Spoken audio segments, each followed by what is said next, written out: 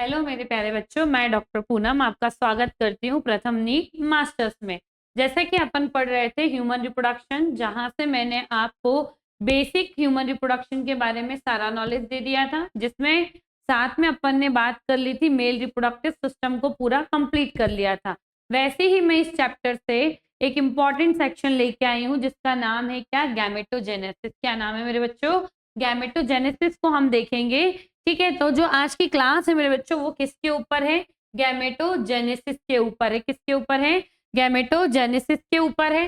तो अगर हम किसकी बात कर लेते हैं, गैमेटोज वर्ड की बात कर लेते हैं। ठीक है, कर लेते हैं। तो मैं अगर इसको यहाँ से ब्रेक करूं तो आपके पास आता है गैमीटो। क्या आता है? गैमीटो। तो गैमीटो का मतलब होता है गैमीट। क्या होता है मेरे बच्चों? गैमीट। और जेनेसिस का मतलब होता है फॉर्मेशन। क्या होता है मेरे बच्चों? फॉर्मेशन। ठीक है मेरे बच्चों, क्या है? गैमिटो जेनेसिस एक लैटिन वर्ड है जिसमें गैमिटोस मतलब होता है गैमीट और जेनेसिस का मतलब होता है फॉर्मेशन। क्या होता है? फॉर्मेशन। तो हम बात करेंगे ऐसी प्रोसेस जिससे गैमीट का फॉर्मेशन हो, उस प्रोसेस को हम क्या बोलते हैं? गैमेटोजेनेसिस। क्या बोलते हैं? गैमेटोजेनेसिस बोलते हैं। ठीक है। अच्छा, अब हम देखते हैं कि जो गैमेटोजेनेसिस है, कौन है हमारे पास बच्चों? गैमेटोजेनेसिस है। इस प्रोसेस के लिए हम बोलते हैं, या गैमेटोजेनेसिस क्या होता है? रेगुलेटेड। क्या होता है मेरे बच्चों? रेगुलेटेड बोल रहे हैं। गैमेटोजेनेसिस रेगुलेटेड बाय कौन कौन से हार्मोन? हमारे पास लिस्ट बना लेते हैं। इसके रेगुलेशन के लिए, किसके? गैमेटोजेनेसिस के रेगुलेशन के लिए लगेगा GnRH हार्मोन। कौन लगेगा मेरे बच्चों? GnRH, gonadotropic releasing hormone. फिर लगता है फॉलिक्यूलर स्टिमुलेटिंग हार्मोन। फिर लगता है ल्यूटिनाइजिंग हार्मोन। ये 3 हार्मोन क्या करवाते हैं? रेगुलेशन। किसका कराते हैं? गैमेटोजेनेसिस का। अच्छा, अब अगर हम साथ ही बात करें गैमेटोजेनेसिस के लिए रिक्वायर्ड होते हैं, क्या बोला मैंने? गैमेटोजेनेसिस के लिए रिक्वायर्ड होते हैं विटामिन। कौन होते हैं मेरे बच्चों? विटामिन बोल दे या विटामिन बोल दे। कौन रिक्वायर्ड होते हैं?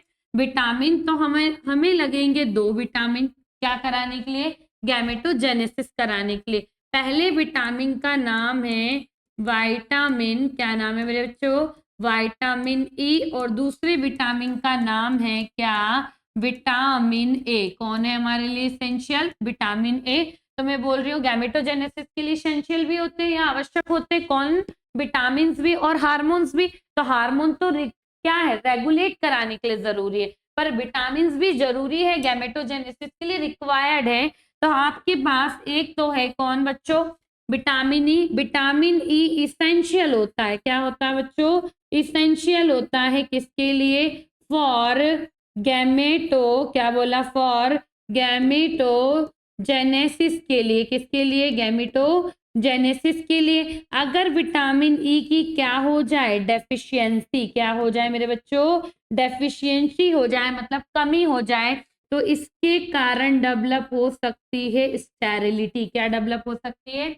स्टेरिलिटी। कौन से विटामिन की वजह से? विटामिन ई की डिफिशियंसी की वजह से क्या डेवलप हो सकती है? स्टेरिलिटी डेवलप हो सकती है। ठीक है। अब इसी जगह अगर हम विटामिन ए के रोल की बात करते हैं, तो जो विटामिन ए होता है ना बच्चों, वो क्या होता है? क्यों जरूरी है?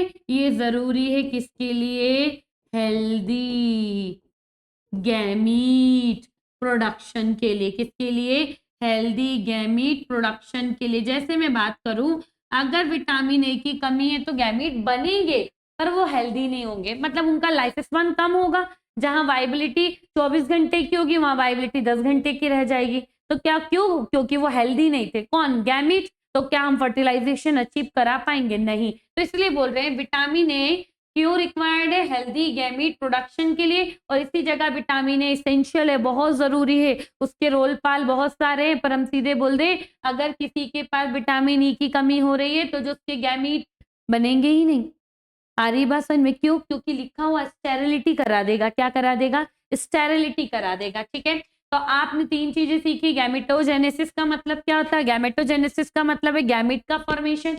ये प्रोसेस रेगुलेट होती है किससे? हार्मोन से। पहला कौन लगता है? GnRH, दूसरा लगता है FSH, तीसरा लगता है LH, फिर हमको लगते हैं विटामिन, विटामिन कौन से, vitamin E, vitamin A. Vitamin E essential होता है, विटामिन ए रिक्वायर्ड होता है हेल्दी गैमीट प्रोडक्शन के लिए। किसके लिए बच्चों, हेल्दी गैमीट प्रोडक्शन के लिए रिक्वायर्ड होता है। अब अगर हम बात करें गैमेटोजेनेसिस की स्टेजेस की, किसकी बात करें, स्टेजेस ऑफ गैमेटोजेनेसिस, तो हम लिख लेते हैं क्या, स्टेजेस ऑफ गैमेटोजेनेसिस। ठीक है, तो हम बोलते हैं कि गैमेटोजेनेसिस में 3 स्टेजेस हैं। कितनी स्टेजेस है बच्चों, 3 स्टेजेस है। पहले का नाम क्या है, मल्टीप्लीकेशन फेज। क्या नाम है, या मल्टीप्लीकेशन स्टेज। कौन सी स्टेज है, मल्टीप्लीकेशन है जिसमें नंबर बढ़ेंगे। दूसरे का नाम है ग्रोथ फेज। क्या नाम है बच्चों, ग्रोथ फेज। ठीक है, ठीक है, क्या नाम है, ग्रोथ फेज। और तीसरे को हम बोलते हैं क्या, थर्ड स्टेज का नाम होता है मैचुरेशन फेज। क्या नाम होता है, मैचुरेशन फेज। तो इस तरीके से गैमेटोजेनेसिस में 3 फेजेस होती हैं, 3 स्टेजेस होती है। पहले का नाम है मल्टीप्लीकेशन, दूसरी का नाम है ग्रोथ फेज, और तीसरी का नाम होता है क्या, मैचुरेशन फेज। क्या नाम होता है, मैचुरेशन फेज नाम होता है। ठीक है, अब अगर हम गैमेटोजेनेसिस से आगे की ओर मूव करें तो उससे पहले हम बात कर लेते हैं गैमेटोजेनेसिस कराना किसमें, मेल बॉडी और फीमेल बॉडी में। किसमें कराना है, मेल बॉडी और फीमेल बॉडी में कराना है। तो अगर हम देखें बॉडी के अकॉर्डिंग तो गैमेटोजेनेसिस, क्या बोल रही हूं मैं, गैमेटोजेनेसिस कैसा होगा, 2 टाइप का। कैसा होगा, 2 टाइप का होगा। ठीक है, देख लेते हैं कैसे 2 टाइप का है।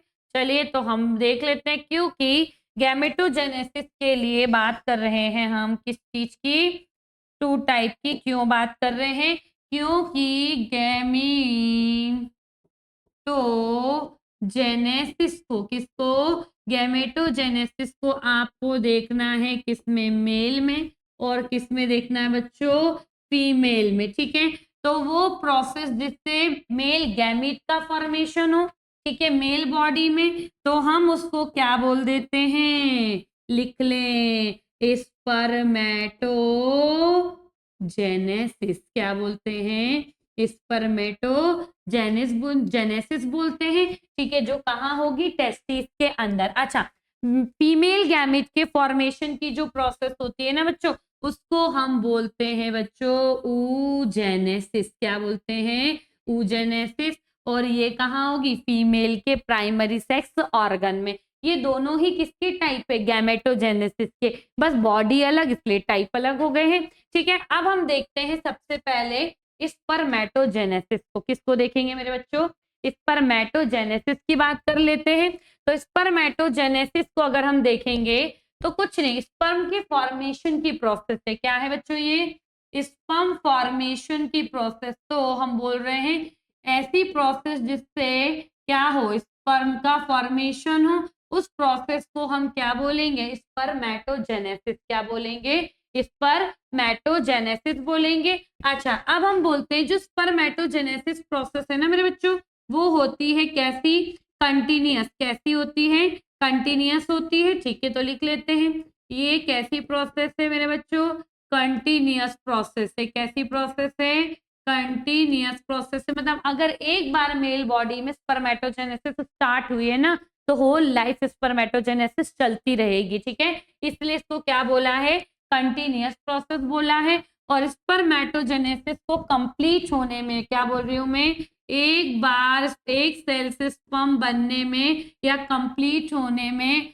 अबाउट कितने डेज लगते हैं, 74 डेज लग जाते हैं। क्या लग जाते हैं, 74 डेज लग जाते हैं, कंप्लीट अबाउट इन 74 डेज। ठीक है, अब बात आती है पर डे। क्या आती है, पर डे किसकी, पर डे होता है 200 से 300 मिलियन स्पर्म का प्रोडक्शन। कितना, 200 से 300 मिलियन स्पर्म का क्या होता है, प्रोडक्शन होता है, मतलब फॉर्मेशन होता है।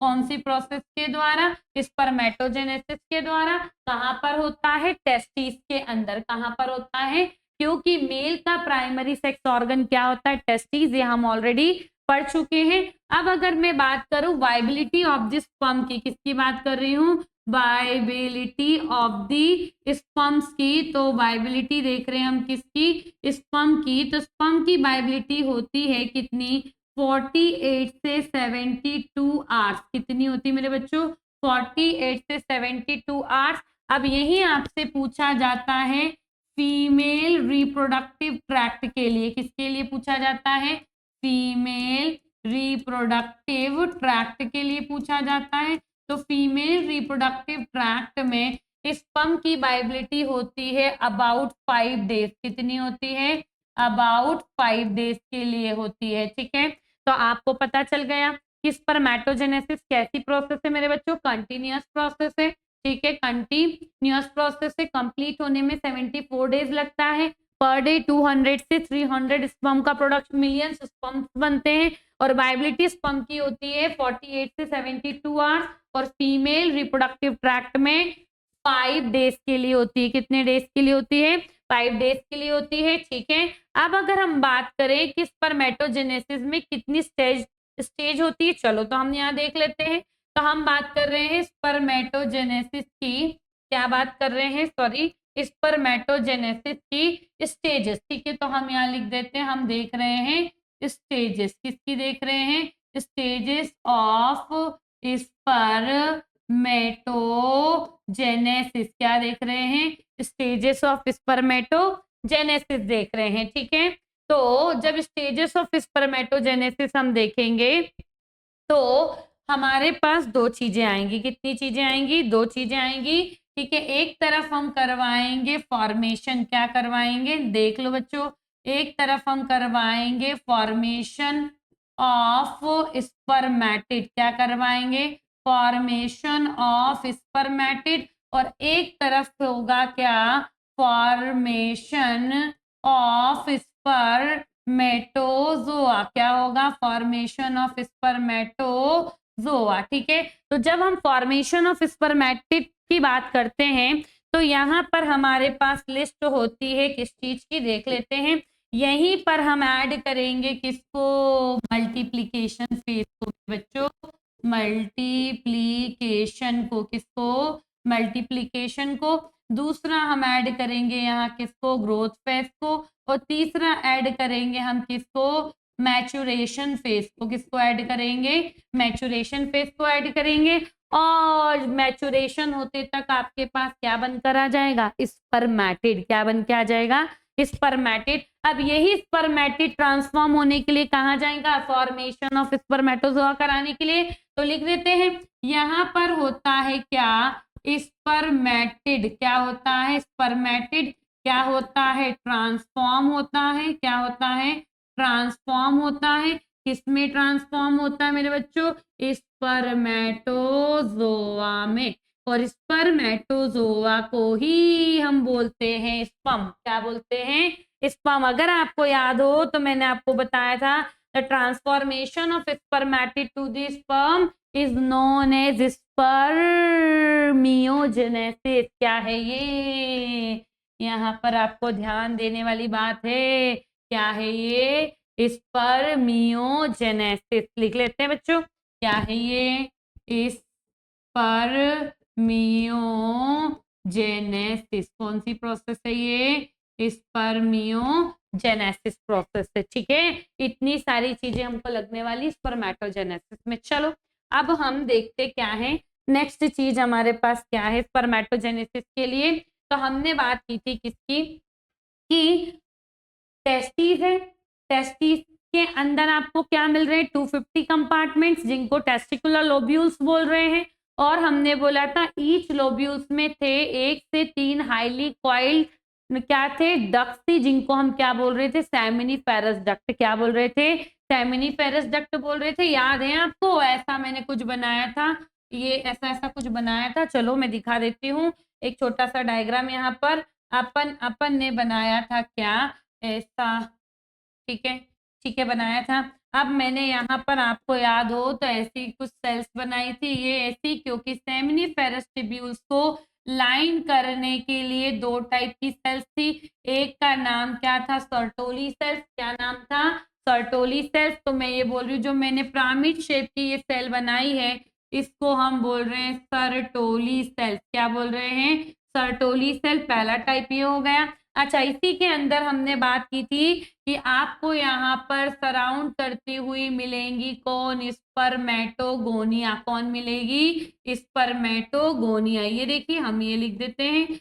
ये कौन सी सेल है? स्पर्मेटोगोनिया। कौन सी है? स्पर्मेटोगोनिया। अच्छा, स्पर्मेटोगोनिया को ही हम बोलते क्या हैं? Immature germ cell. क्या बोलते हैं? इमेच्योर जर्म सेल बोलते हैं। ठीक है, तो ये लिख देते हैं इमेच्योर जर्म सेल। ठीक है, डन डना डन डन। आपको याद आ गया है, टेस्टिस के अंदर हाईली क्वाइल्ड डक्ट्स मिल रही थी जिनका नाम क्या था? Seminiferous tubules. उस सेमिनिफेरस ट्यूब्यूल्स को लाइन किया जा रहा था कितने टाइप की सेल से? 2 टाइप की सेल से। एक का नाम था सर्टोली सेल, दूसरे का नाम क्या था? इमेच्योर जर्म सेल या मेल जर्म सेल, जिसको ही हम क्या बोल रहे हैं? स्पर्मेटोगोनिया। ध्यान रखना मेरे बच्चों, ये कैसी है? 2n है। इसी को ही हम क्या बोल रहे हैं? स्पर्म की मदर सेल। क्या बोल रहे हैं? मदर। किसकी mother cell? Gamete mother cell. क्या बोल रहे हैं? गैमीट की है ये मम्मा सेल। कौन है ये? मम्मा सेल मतलब मदर सेल है। ठीक है, मतलब अगर स्पर्मेटोजेनेसिस की पूरी कहानी हमें सीखना है तो हमें सारे क्रियाक्रम मतलब सारे काम किसमें करवाना है? स्पर्मेटोगोनिया में। किसमें करवाना है? स्पर्मेटोगोनिया में। तो चलिए देख लेते हैं, इसको साइड करते हैं। अब कहानी हम स्टार्ट करते हैं कि आप स्पर्मेटोजेनेसिस कराने के लिए किसको ढूंढेंगे? स्पर्मेटोगोनिया को। किसको ढूंढेंगे? स्पर्मेटोगोनिया को। ठीक है, तो ये लिख देते हैं स्पर्मेटोगोनिया। कौन आ गई है? स्पर्मेटोगोनिया। स्पर्मेटोगोनिया कैसी है? यहाँ लिख देते हैं, ये है इमेच्योर जर्म सेल। कौन है ये? Immature germ cell. अच्छा, यहीं पर अब आपको लिखना होगा, क्या लिखना होगा? प्रेजेंट कहाँ होगी ये? Inside the wall of semini. लिख लो, सेमिनिफेरस ट्यूब्यूल। कहाँ होगी? Inside the wall of seminiferous tubule. कौन होगी? स्पर्मेटोगोनिया। कौन होगी मेरे बच्चों? स्पर्मेटोगोनिया। अच्छा, ये जो स्पर्मेटोगोनिया है ना, ये इसी को अगर हम सिंगुलर देखें, कैसे देखें सिंगुलर, तो इसी को हम बोलते हैं स्पर्मेटोगोनियम। क्या बोलते हैं? स्पर्मेटोगोनियम। क्या बोलते हैं? स्पर्मेटोगोनियम। बहुत सारी है तो स्पर्मेटोगोनिया, अकेली है तो स्पर्मेटोगोनियम। अच्छा, तो ये है 2n। 2n बराबर 44 प्लस XY। ध्यान रखना है, क्या है ये? 2n बराबर 44 प्लस XY है। चलिए, तो यही स्पर्मेटोगोनिया इंटर करेगी। क्या करेगी मेरे बच्चों? इंटर करेगी। किसमें करेगी? मल्टीप्लीकेशन फेज में। तो लिख देते हैं मल्टीप्लीकेशन फेज में जा रही है। कौन जा रही है मेरे बच्चों? स्पर्मेटोगोनिया जा रही है। ठीक है, तो ये डिवाइड होकर बनाएगी क्या? Spermatogonia A. क्या बनेगा? Spermatogonia A. और बनेगा स्पर्मेटोगोनिया बी। क्या बनेगी? Spermatogonia B. अच्छा, जो स्पर्मेटोगोनिया ए है ना मेरे बच्चों, ये दिखाएगी स्पर्मेटिक लिंकेज। क्या दिखाएगी? Spermatic linkage. क्या शो करेगी? स्पर्मेटिक लिंकेज शो करेगी। तो कुल मिला के मतलब ये वापस से पीछे चली जाएगी डिवीजन में और किस रूप में काम करने लगेगी? स्पर्मेटोगोनिया के रूप में। कुल मिला के अगर सारी की सारी स्पर्मेटोगोनिया में हम डिवीजन कराकर स्पर्म का फॉर्मेशन करवा देंगे या ग्रोथ फेज में भेजकर उससे स्पर्म का फॉर्मेशन करा देंगे, तो एक समय आएगा कि सारी की सारी स्पर्मेटोगोनिया खत्म हो जाएगी। स्पर्मेटोजेनेसिस प्रोसेस को रोकना पड़ेगा। हमने पहले ही सीख लिया है कि स्पर्मेटोजेनेसिस एक कंटिन्यूअस प्रोसेस है जो स्टॉप नहीं होगी एक बार चालू होने का। क्यों? क्योंकि उसमें स्विच ऑफ बटन नहीं है। कौन सा बटन नहीं है? स्विच ऑफ बटन नहीं है। तो अब बात मुद्दे की ये आती है कि जो हमारे पास स्पर्मेटोगोनिया से कौन? स्पर्मेटोगोनिया ए और स्पर्मेटोगोनिया बी बनी है क्या? इनमें से ही, क्या बोल रही हूं मैं, इनमें से सिर्फ स्पर्मेटोगोनिया बी, कौन सी? स्पर्मेटोगोनिया बी ही आगे जाएगी डिवीजन में। कौन जाएगी? बी वाली आगे जाएगी डिवीजन में। तो ये लो भैया, इसको हम लिख देते हैं 2n। आपको पता है 2n equal to 44 plus XY है, ये ध्यान रखना है, ठीक है।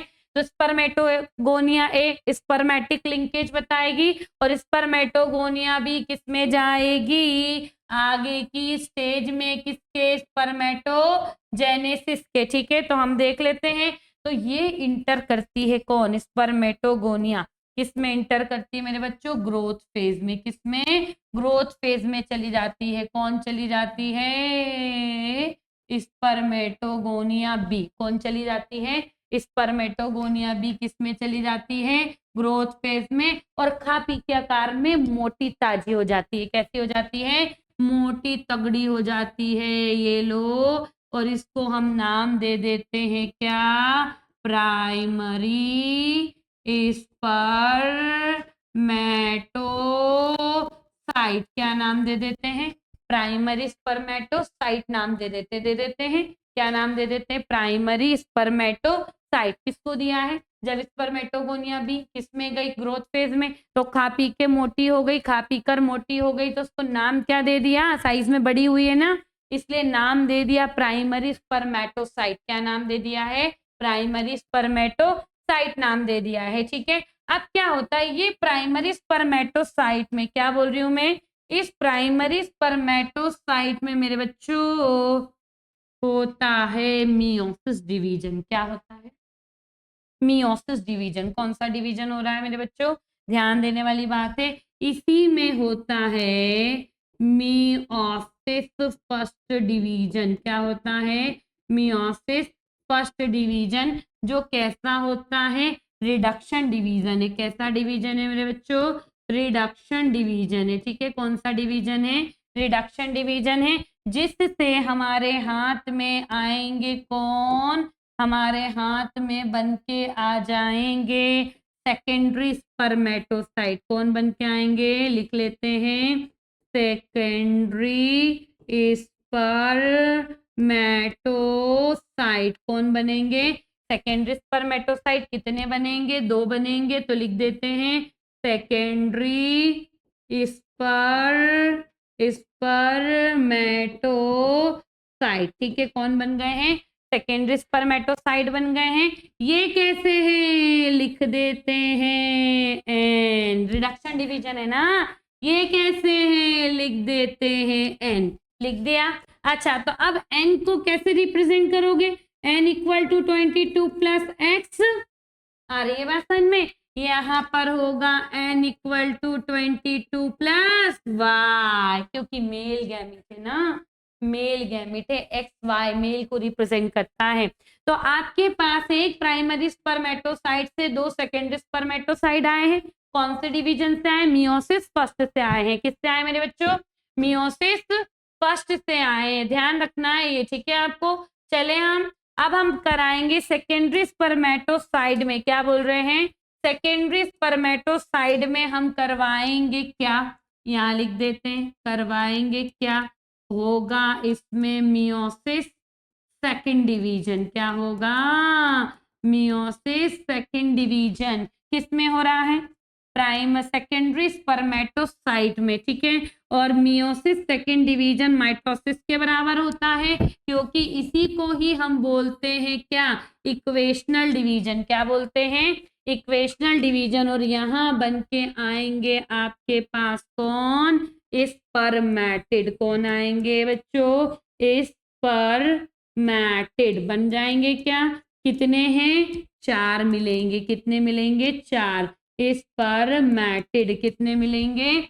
4, ठीक है। एक सेकेंडरी स्पर्मेटोसाइट से 2 स्पर्मेटिड बनते हैं। क्या बनते हैं? 2 स्पर्मेटिड बनते हैं। पर अगर हम आपसे क्वेश्चन पूछे कि एक प्राइमरी स्पर्मेटोसाइट से कितने स्पर्मेटिड बनते, तो देख लो यहाँ एक और बन कितने रहे? 4। कितने बन रहे हैं?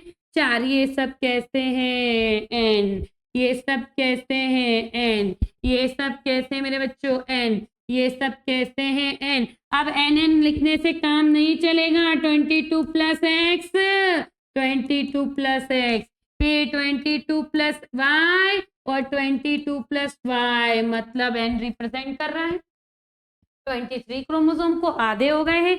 ठीक है, तो अब आपके पास बन गए हैं क्या, स्पर्मेटिड। क्या बन गए मेरे बच्चों, स्पर्मेटिड बन गए हैं। तो देख लो, स्पर्मेटोगोनिया से स्पर्मेटोगोनिया बी बनना क्या है, मल्टीप्लिकेशन फेज है।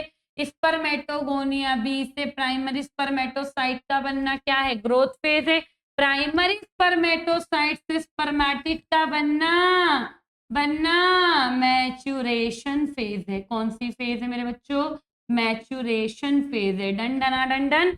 चलो, अभी स्पर्म नहीं आए हैं बनके, ध्यान रखिए, अभी गैमीट नहीं बना है, मतलब अभी रिप्रोडक्शन करना संभव नहीं है, ऑफस्प्रिंग लाना भी संभव नहीं है। आधी रूपरेखा बनी है भैया स्पर्म बनने की। चलिए, तो अब आपके हाथ में है 4 स्पर्मेटिड। कितने हैं, 4 स्पर्मेटिड। इन 4, ये 4 के 4 स्पर्मेटिड ट्रांसफॉर्म होंगे स्पर्मेटोजोआ में। किसमें होंगे, स्पर्मेटोजोआ में होंगे, मतलब हाथ पैर आने वाले हैं। ठीक है, क्या आने वाले हैं, हाथ पैर आने वाले, किसके, स्पर्म के। ये देखो, ये बदल जाएंगे मोटाइल स्ट्रक्चर में, टन बन गए एक स्पर्म। ठीक है, ये बना दूसरा स्पर्म, टन ये बना तीसरा स्पर्म, ये बदमाश स्पर्म है, ये टन ये बन गए स्पर्म, ये बन गए। सबके पास क्या आ गई है, पूछ, भागेंगे दौड़ेंगे और रेस को जीतेंगे। तो ये क्या बन गए हैं, स्पर्मेटिड चेंज हो गए हैं, किसमें, स्पर्म में, किसमें, स्पर्म में, किसमें, स्पर्मेटोजोआ में। तो आपके पास यहाँ आ गया है स्पर्मेटोजोआ, या इसी को बोलते हैं क्या, स्पर्म बोलते हैं। तो स्पर्मेटिड से स्पर्म का बनना कहलाता है स्पर्मियोजेनेसिस।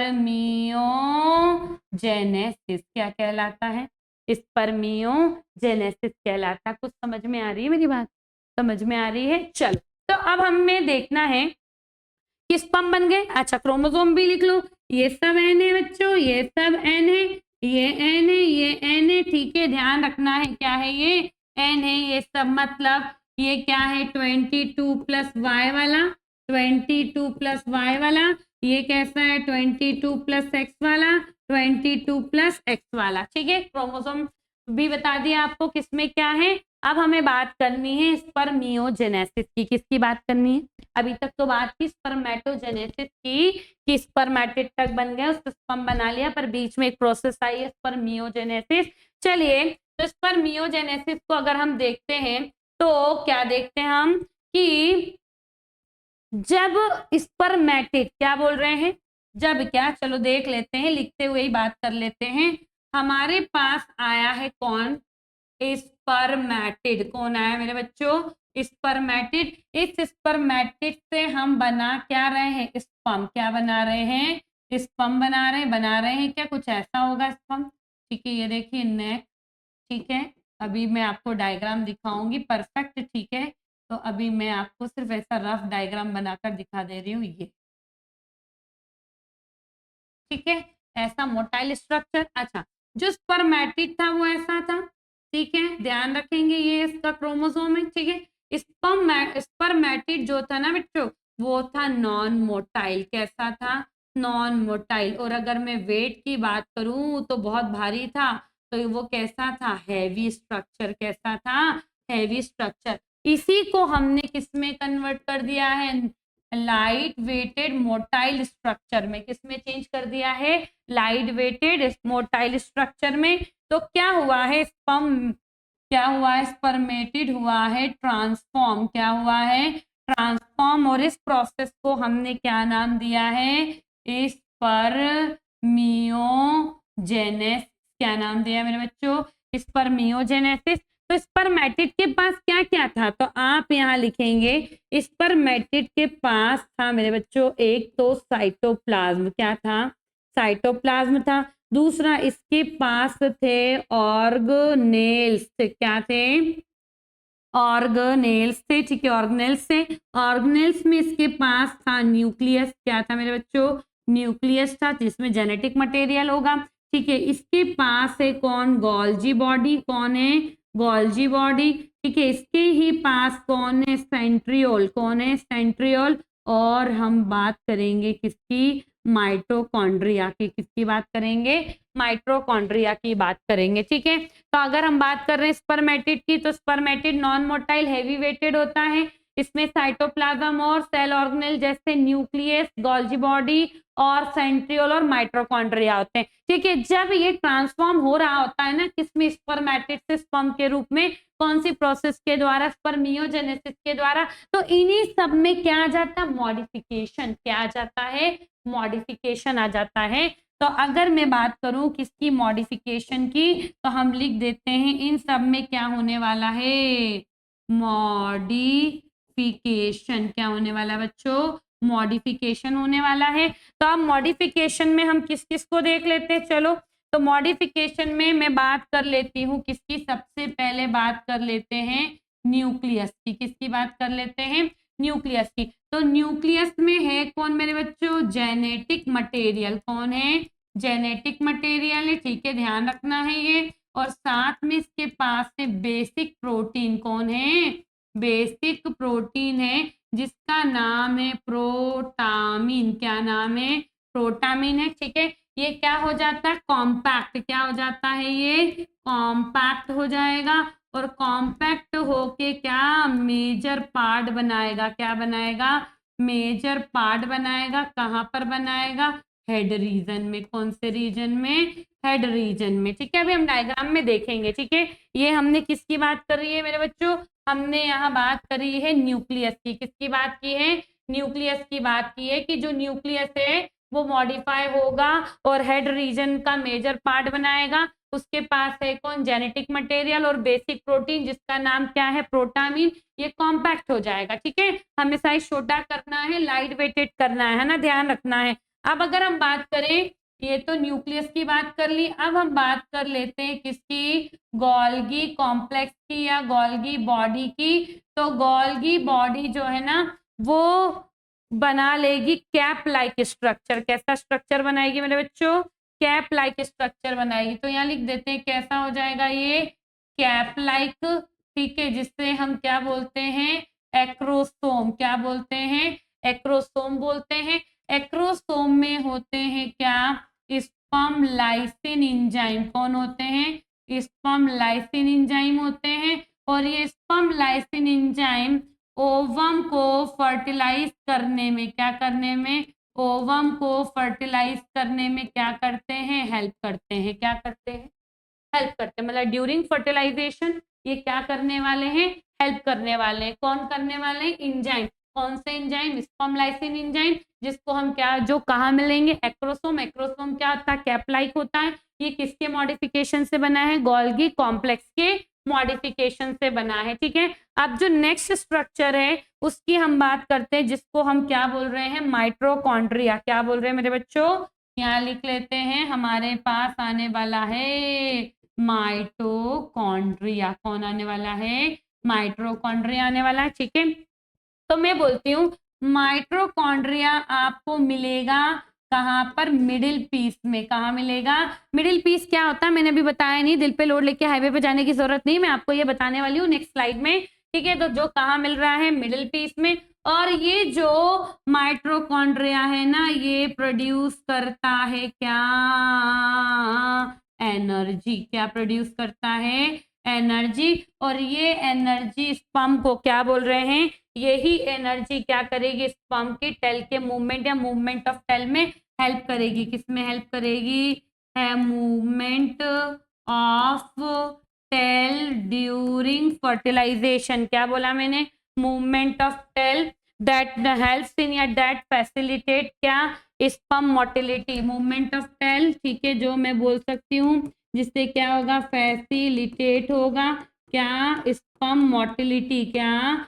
स्पर्म मोटिलिटी, ठीक है। कब? ड्यूरिंग फर्टिलाइजेशन मेरे बच्चों। During fertilization. डन डना डन डन। ठीक है, तो माइटोकॉन्ड्रिया मिडिल पीस में अरेंज होगा। ठीक है, जो प्रोड्यूस करता है एनर्जी किसके लिए, मूवमेंट ऑफ सेल के लिए, जिससे फैसिलिटेट हो जाएगा स्पर्म मोटिलिटी, और साथ ही साथ किसके, कब, ड्यूरिंग फर्टिलाइजेशन। कब, ड्यूरिंग फर्टिलाइजेशन। अब आपके पास बचता कौन है, सेंट्रियोल। कौन बचता है, सेंट्रियोल बचता है मेरे बच्चों। तो अगर हम सेंट्रियोल को देखें तो हम बोलेंगे क्या, कि जो सेंट्रियोल है ना, दो टाइप के, कितने टाइप के हैं, दो टाइप के हैं। तो हम लिख लेते हैं सेंट्रियोल के टाइप, यहाँ लिख लेते हैं। आपको स्पर्म में मिलेंगे दो सेंट्रियोल। ठीक है, नेक रीजन में एक का नाम होता है प्रॉक्सिमल सेंट्रियोल। क्या होता है, प्रॉक्सिमल सेंट्रियोल नाम होता है। और दूसरे का नाम होता है क्या, डिस्टल सेंट्रियोल। क्या नाम होता है, डिस्टल सेंट्रियोल नाम होता है। अगर हम प्रॉक्सिमल सेंट्रियोल की बात करें, किसकी बात करें, प्रॉक्सिमल सेंट्रियोल की, तो प्रॉक्सिमल सेंट्रियोल फर्स्ट क्लीवेज के लिए मेरे बच्चों, किसके लिए, फर्स्ट क्लीवेज के लिए, किसके लिए, फर्स्ट क्लीवेज, मतलब जब स्पर्म और ओवम मिल जाएंगे, फर्टिलाइजेशन हो जाएगा, आपके पास रिजल्ट के तौर में जायगोट मिलेगा। उस जायगोट के अंदर जो पहला डिवीजन होना है, उस पहले डिवीजन को, या हम बोलें जायगोट में जो आगे चल के फर्दर डेवलपमेंट के लिए जो डिवीजन होने वाले हैं इनिशियल स्टेज में, उसे हम क्लीवेज बोलते हैं। क्या बोलते हैं, क्लीवेज। तो मैंने बोला फर्स्ट क्लीवेज के लिए ये बनाता है कौन, स्पिंडल फाइबर। कौन बनाएगा मेरे बच्चों, प्रॉक्सिमल सेंट्रियोल। कौन बनाएगा, प्रॉक्सिमल सेंट्रियोल।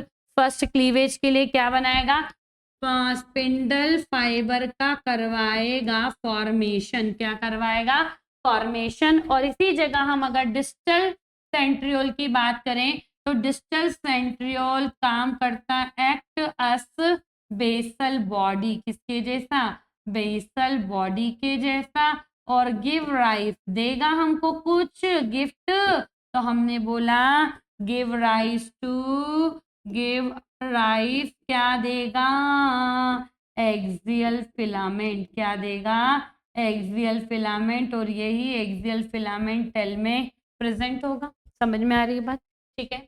तो जो डिस्टल सेंट्रियोल है उससे एक्सियल फिलामेंट निकलता है स्पर्म का, जो प्रॉक्सिमल सेंट्रियोल है उससे फर्स्ट क्लीवेज के लिए स्पिंडल फाइबर का फॉर्मेशन होगा। ठीक है, आ गई है मेरी बात आपको समझ में, ठीक है। देख लीजिए, आपको इतनी सारी बातें मैंने बता दी है, कितनी सारी बातें बता दी हैं, इतनी सारी बातें आपको बता दी है कि जब स्पर्मेटिड किसमें चेंज होता है, स्पर्म में, तो आप उस प्रोसेस को बोलते हैं स्पर्मियोजेनेसिस। और spermatid non motile heavy weight वाला था, उसमें साइटोप्लाज्म था, ऑर्गेनेल, सेल ऑर्गेनेल थे, जैसे न्यूक्लियस, गोल्गी बॉडी, सेंट्रियोल और माइटोकॉन्ड्रिया। इसमें ही मॉडिफिकेशन होगा तो क्या बनेगा स्पर्म। मॉडिफिकेशन की बात की तो nucleus major part of head region में कॉम्पैक्ट हो जाएगा, उसमें है कौन, जेनेटिक मटेरियल और basic protein, protamine. Golgi complex बदल जाता है एक्रोसोम में, एक्रोसोम में कैप लाइक स्ट्रक्चर होता है, और इसके अंदर होते हैं स्पर्म लाइसिन एंजाइम जो ओवम को फर्टिलाइज करने में हेल्प करते हैं। फिर आता है माइटोकॉन्ड्रिया, मिडिल पीस में मिलता है, जो प्रोड्यूस करता है एनर्जी, जिससे मूवमेंट ऑफ सेल होता है और फैसिलिटेट होता है क्या, स्पर्म मोटिलिटी। और कब, ड्यूरिंग फर्टिलाइजेशन। कब की बात की है, ड्यूरिंग फर्टिलाइजेशन के समय की बात की है, ठीक है। अब हमने क्या देखा, जो सेंट्रियोल था वो दो टाइप के हैं, प्रॉक्सिमल सेंट्रियोल और distal centriole. Proximal centriole first cleavage के लिए स्पिंडल फाइबर का फॉर्मेशन कराएगा, और डिस्टल सेंट्रियोल एक्ट करता है किसके जैसे, बेसल बॉडी जैसे, जिससे गिव राइस होता है क्या, एक्सियल फिलामेंट। क्या होता है, एक्सियल फिलामेंट। ये मैंने स्पर्म का स्ट्रक्चर आपके लिए पहले से ड्रॉ कर रखा है। तो सबसे पहली बात आती है कि जो स्पर्म है ना बच्चों, वो माइक्रोस्कोपिक स्ट्रक्चर है। कैसा स्ट्रक्चर है, माइक्रोस्कोपिक स्ट्रक्चर है, ठीक है। देख लेते हैं हम, तो हम बात कर रहे हैं जो स्पर्म है ना बच्चों, लिख लेते हैं हमारे पास कौन है, स्पर्म है। चलो लिख लेते हैं स्पर्म के बारे में भी। तो स्पर्म कैसा है, स्पर्म है कैसा, यहाँ लिख देते हैं, स्पर्म होता है माइक्रोस्कोपिक स्ट्रक्चर। कैसा होता है, माइक्रोस्कोपिक स्ट्रक्चर होता है, जिसमें होते हैं कितने, 4 पार्ट। कितने पार्ट होते हैं, 4 पार्ट्स होते हैं। अगर हम पार्ट्स की बात करें, किसकी बात करें, 4 पार्ट की बात कर रहे हैं, तो 4 पार्ट्स में आपको क्या क्या मिलेगा। सबसे पहला पार्ट होगा हेड, फिर मिलता है नेक, फिर आपको मिलता है क्या, मिडिल पीस। क्या मिलता है मेरे बच्चों, मिडिल पीस, और मिलती है स्पर्म की टेल। कौन मिलती है, स्पर्म की टेल। और फर्स्ट टाइम स्पर्म को देखा था हैम और ल्यूवेन हॉक ने। किसने देखा था, स्पर्म और ल्यूवेन हॉक ने। तो हम लिख देते हैं, चलो लिख लेते हैं, ठीक है। क्या है, स्पर्म, क्या लिखा हमने, स्पर्म सीन बाय, ठीक है। चलो तो बात कर लेते हैं किसकी, ये लिख देते हैं, क्या है, स्पर्म फर्स्ट सीन बाय, ठीक है, सीन बाय कौन कौन थे, एक साइंटिस्ट का नाम हैम, और उनके साथ में कौन थे, ल्यूवेन। कौन थे, ल्यूवेन हॉक। ये 2 साइंटिस्ट ने स्पर्म को पहले देखा था, ठीक है। चलो तो अब मैं आपको डायग्राम में दिखाती हूँ, हेड, नेक, मिडिल पीस और टेल। तो यहाँ से लेके यहाँ तक का जो पोर्शन है, इसको हम बोलते हैं हेड। क्या बोलते हैं, हेड बोलते हैं, ठीक है। अब यहाँ से बात करें किसकी, हेड के नीचे एक डिप्रेशन दिख रहा है, इस डिप्रेशन वाले पोर्शन को हम बोलते हैं नेक।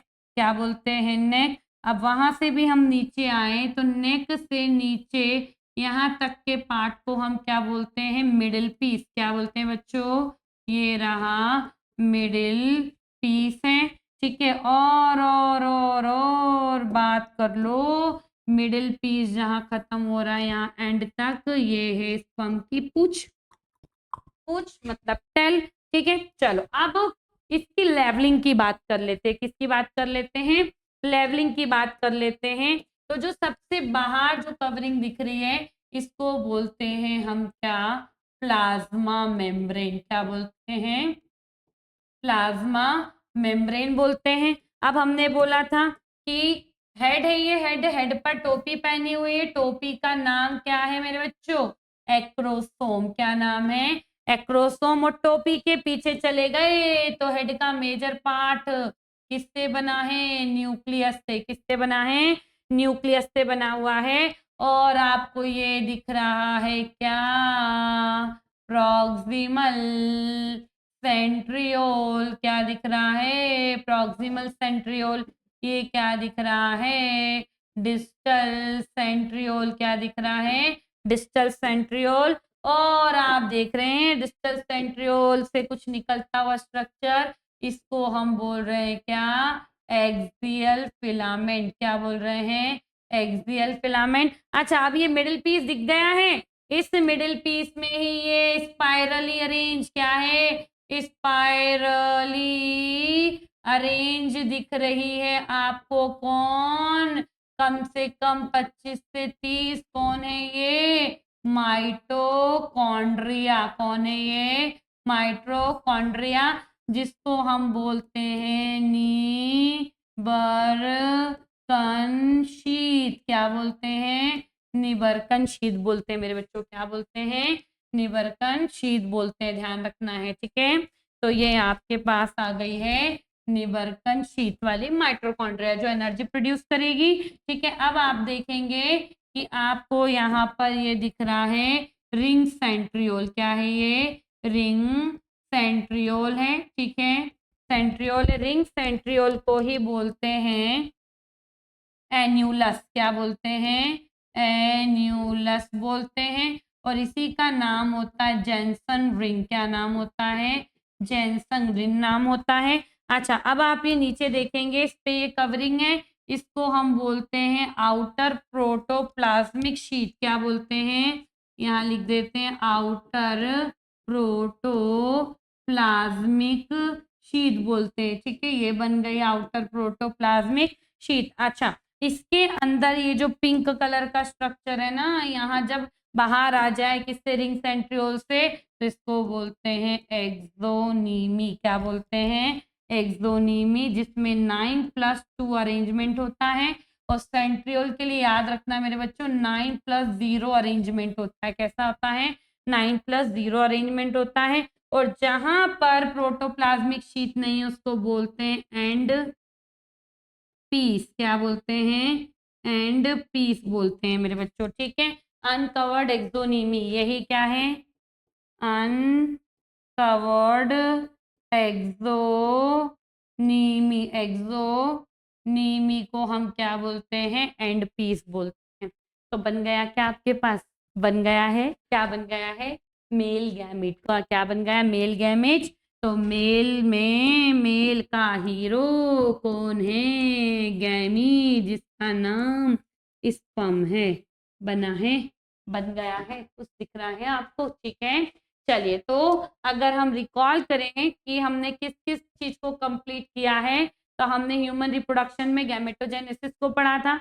गैमेटोजेनेसिस की अगर हमने बात की थी तो समझा था गैमेटोजेनेसिस क्या होता है, कौन से हार्मोन इसको रेगुलेट करते हैं और कौन सा एंजाइम जरूरी होता है। ध्यान रखना, जब भी हम इनफर्टिलिटी के ट्रीटमेंट के लिए जाएंगे ना, तो इन हार्मोन्स, इनफर्टिलिटी मतलब ये प्रेगनेंसी कंसीव ना कर पाना, ठीक है, तो इन हार्मोन्स के लेवल को चेक किया जाता है बॉडी में, इन विटामिन के अमाउंट को चेक किया जाता है कि कहीं ये विटामिन की डिफिशियंसी तो नहीं है। फिर हमने देखा स्टेजेस ऑफ गैमेटोजेनेसिस, गैमेटोजेनेसिस कितने टाइप का होता है इसकी बात करी थी हमने। फिर हमने देखा था स्पर्मेटोजेनेसिस कैसी प्रोसेस है, कब कंप्लीट हो रही, पर डे कितने स्पर्म बन रहे हैं, स्पर्म की वाइबिलिटी क्या है, और स्पर्मेटोजेनेसिस में कौन कौन सी स्टेज होती है इसकी बात करी। फिर हमने बात करी थी कि टेस्टीज है मेरे बच्चों, क्या है? टेस्टीज है। टेस्टीज के अंदर, किसके अंदर? टेस्टीज के अंदर, ठीक है, कौन मिलते हैं? Seminiferous tubules. कौन मिलते हैं?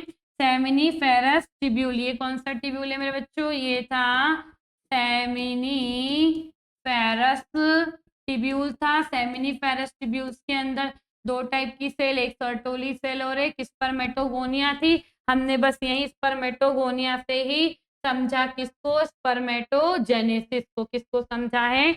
स्पर्मेटोजेनेसिस को समझा था कि इमेच्योर जर्म सेल है जिसका नाम क्या है? स्पर्मेटोगोनिया, जो कि सेमिनिफेरस ट्यूब्यूल्स की इनसाइड वॉल पर मिलेगी। इसमें माइटोसिस डिवीजन मतलब मल्टीप्लिकेशन फेज होगी। तो स्पर्मेटोगोनिया ए और बी बनेगी, एक वापस से डिवीजन में पीछे जाएगी और एक आगे ग्रोथ फेज में एंटर करेगी, जो कि क्या क्या लाएगी साइज में बड़ी होके? प्राइमरी स्पर्मेटोसाइट, ठीक है। प्राइमरी स्पर्मेटोसाइट में मियोसिस फर्स्ट होगा जिससे बनेंगे सेकेंडरी स्पर्मेटोसाइट। क्वेश्चन यही आता है कि एक प्राइमरी स्पर्मेटोसाइट से कितने स्पर्म बन रहे? 4। कितने स्पर्मेटिड बन रहे? 4। पर अगर पूछे एक सेकेंडरी स्पर्मेटोसाइट से कितने स्पर्म बनते हैं, तो 2 बनते हैं। कितने स्पर्मेटिड बनते हैं? तो 2 बनते हैं। आपको ये ध्यान रखना है, ठीक है। फिर हमने देखा कि स्पर्मेटिड से स्पर्म कैसे बनता है, मतलब किन किन चीजों में या किन ऑर्गेनल्स में मॉडिफिकेशन होता है कि एक नॉन मोटाइल स्ट्रक्चर स्पर्म में चेंज हो जाता है, और कौन कौन से ऑर्गेनल्स में मॉडिफिकेशन के कारण ये चीज होती है। कौन सी चीज? स्पर्मियोजेनेसिस। कौन सी चीज? स्पर्मियोजेनेसिस। फिर हमने देखा कि जब स्पर्मियोजेनेसिस कंप्लीट होता है तो रिजल्ट के तौर पर हमारे हाथ में स्पर्म आया है। स्पर्म माइक्रोस्कोपिक स्ट्रक्चर है जिसमें हेड, नेक, मिडिल पीस और टेल होता है, और इसको पहली बार हैम और ल्यूवेन हॉक ने देखा था, और ये स्पर्म का डायग्रामेटिक रिप्रेजेंटेशन है, ठीक है। अब मैं मेरी नेक्स्ट क्लास oogenesis से आपको स्टार्ट करूंगी, oogenesis के बारे में बताऊंगी, इसलिए हंसते रहें, मुस्कुराते रहें और हमेशा प्रथम के साथ पढ़ते रहें। थैंक यू सो मच मेरे प्यारे बच्चों।